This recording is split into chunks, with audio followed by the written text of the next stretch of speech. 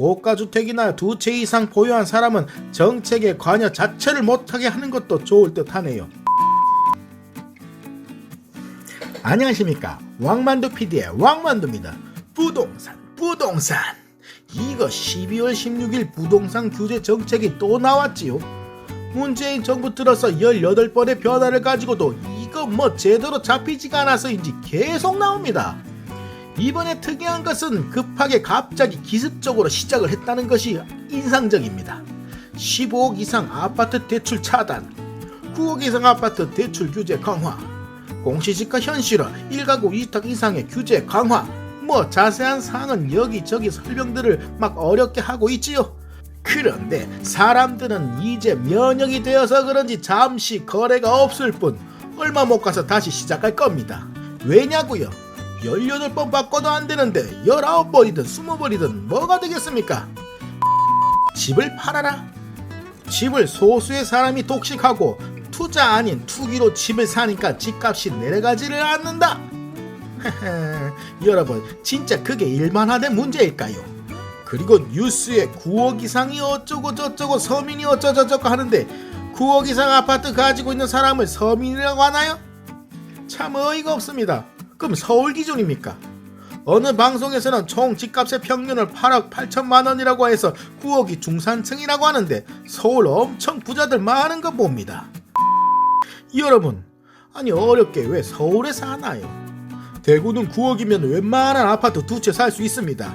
중산층이 아니라 중상위층으로 올라갈 수 있는데 뭐하러 바둥바둥 서울에 사십니까? 대구도 변두리로 나가면 2억대 아파트 얼마든지 많습니다. 내려오세요. 제가 중개해드리지요. 수요와 공급 많이 들어보셨을 겁니다. 경제는 이 두 가지가 가장 기본이지요. 수요가 많으면 가격이 올라가고 공급이 많으면 가격이 내려간다. 누구나 아는 문제입니다. 서울에 아파트 30만 호를 빨리 만들겠다고 하는데 공급량을 늘린다고 집값을 잡는데 도움이 될까요?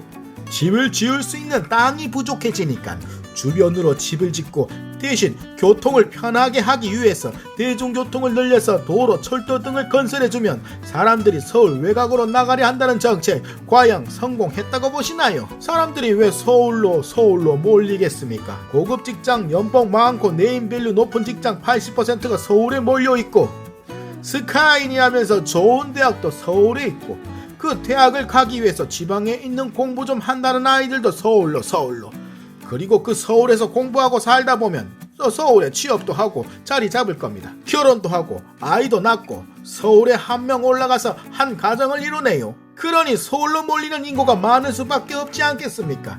그 자녀들이 성공해서 효자들은 부모님 모신다고 그 부모님들을 서울로 불러들일 것이고 또 인구가 늘어나네요. 서울에서 자리 못 잡은 사람은 고향으로 돌아간다고 하지만 과연 그 비중이 얼마나 될까요? 결국 서울에 사람이 많고 집을 지을 땅이 부족하니 신도시니 뭐니 분산시키려 해도 잘 안되는 겁니다. 결국 시장 논리가 적용되니까요. 집값은 계속 올라가는 거지요. 서울시 통계를 보면 서울 인구가 줄어들고 있습니다. 이것은 대한민국 인구가 줄어드는 것보다 더 빠른 속도로 줄어듭니다. 왜일까요? 아무리 서울에 사는 사람들이라지만 아파트 평균 값이 9억이면 살고 싶어도 못 사는 거지요. 그래서 서울에서 살 수가 없으니 어쩔 수 없이 나가는 겁니다. 경기도 인구를 보면 알 수 있습니다. 서울 아파트 가격이 만약 떨어진다면 경기도나 서울, 경기 외의 지역 사람들이 다시 들어오려 할 것이고 결국 서울은 집값을 잡으려 해도 잡을 수가 없는 것이지요. 원인 해결이 되면 자연스럽게 집값은 잡힐 것입니다. 매매는 시장 경제에 맡기고 그냥 보유세에 집중하는 것은 어떨까요? 우리는 재산세나 종합부동산세 세금을 정할 때 공시지가라는 것을 활용해서 세금을 측정합니다. 일반인들은 공시지가가 어떠니 하는 부분은 이해 못하는 사람들이 많습니다. 그 공시지가가 발목을 잡는 것인데요. 보유세라고 있습니다. 재산세와 종합부동산세. 그거 세금 조금 내려고 만든 제도 아니겠습니까? 그것을 과감하게 버리고 실거래 가격으로 진행하는 겁니다. 대신 보유세 세율을 낮춰서 현실적인 금액을 제시하는 겁니다. 그리고 일정 금액, 그러니까 정부에서 좋아하는 중산층 가격 9억 이상의 주택은 추가 세율을 적용하고 부동산은 투기가 아니라 특히 주택은 생존과 관련된 것이니까 주택만큼은 이를 시행하여 이 두 채 이상 필요 없이 가지고 있는 사람에 대해서 강력하게 진행을 하고 매매는 자유롭게 만들어 놓는 것이 장기적으로 안정적인 관리가 되지 않을까 생각합니다.